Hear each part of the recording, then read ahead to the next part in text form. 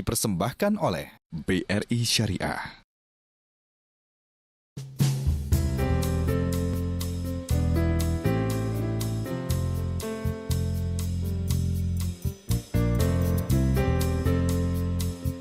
Pak, ini bicara sedikit tentang masa Bapak waktu menjadi Wakil Presiden, boleh ya Pak ya? Boleh. Saya ingat waktu masa-masa Bapak sebagai Wakil Presiden, itu ada 2 undang-undang yang sangat pro syariah lah. Ya. Nah, Undang-undang Surat Berharga Syariah Negara, atau kita sebutnya sukuk negara, semacam obligasi tapi syariah begitu. Ya. Lalu ada Undang-Undang Perbankan Syariah. Nah itu kan 2 undang-undang itu Pak. Wah itu masa penungguannya, penantiannya. Memang lama. Lama sekali. Lama. Nah, boleh nggak Pak JK ceritakan sedikit kiat-kiatnya apa sih sampai penantian yang lama itu bisa terjadilah gitu di masa administrasinya Pak JK sebagai Wakil Presiden waktu itu? Ya memang lama karena bagaimana mensinkronkan kebersamaan antara bank umum dengan bank syariah atau lembaga keuangan yang biasa umum dan kemudian syariah.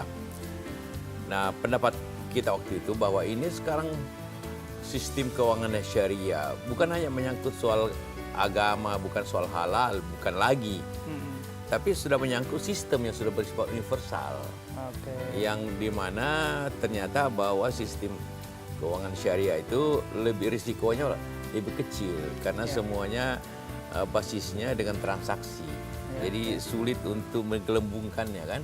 Nah, itu jadi tidak penyakit kemarin keuangan Amerika kan menggelembung. Ya, suatu barang dijual berkali-kali. Tapi kalau sistem syariah kan dasarnya masing-masing transaksi real kan. Jadi itu antara lain. Jadi bank syariah, keuangan syariah itu sistem, bukan hanya soal agama. Jadi kan itu kenapa sistem bank syariah kan justru banyak di London contohnya. Iya ya, di Eropa ya. Eropa. Jadi menjadi bagian. Yang kedua, banyaknya keinginan katakanlah masuknya modal dari Timur Tengah.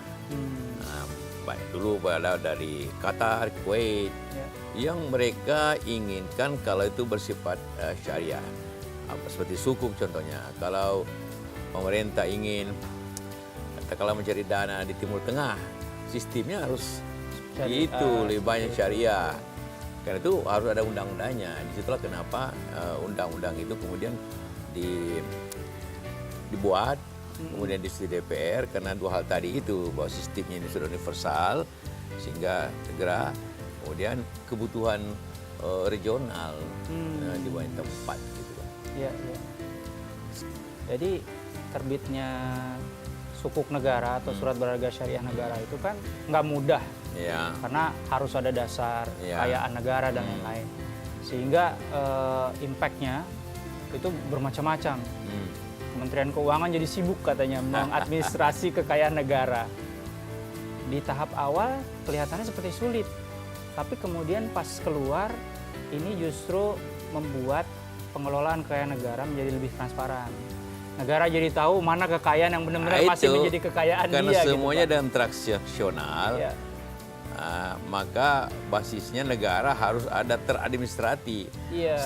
Sehingga waktu itu ada sedikit untuk meluas sukuk, stadion Senayan pun bisa katakan secara administrasi dijual kan.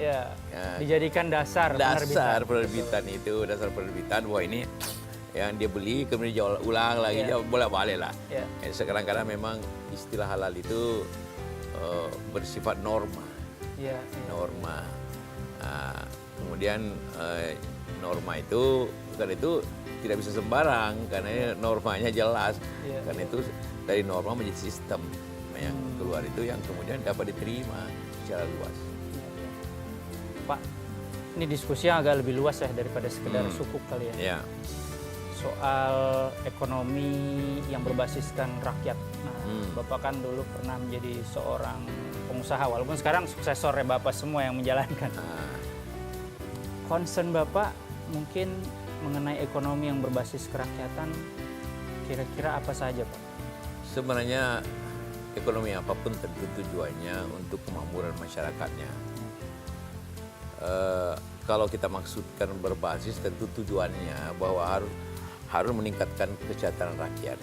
Meningkatkan itu berbanyak hal. Rakyat bisa bekerja, jadi harus mengurangi tingkat pengangguran, tingkat pekerjaan. Kedua, ada pemerataan. Artinya jangan terlalu timpang. Kedua, kadang-kadang dibutuhkan affirmative action. Artinya untuk UKM harus diberikan kemudahan. Jaminannya kalau perlu tidak perlu ada tambahan jaminan. Kecil, bunganya harus lebih kecil. Nah, itu baru kita bisa menciptakan ekonomi yang tumbuh tapi merata, kemudian menimbulkan kesejahteraan rakyat. Nah, dan itu memberikan juga ada pemerataannya antara yang mampu dan tidak. Kedua, antar daerah. Kalau ada daerah yang kurang mampu, itu harus diberikan cross subsidi daerah itu. Nah, tidak bisa disamakan semua. Barulah suatu ekonomi itu dapat kita sebutkan bahwa bermanfaat untuk rakyat. Tapi sekali lagi saya katakan, bank syariah itu ada dua hal, yang real syariah atau administratif syariah. Nah, ini perlu untuk diperbaiki semuanya.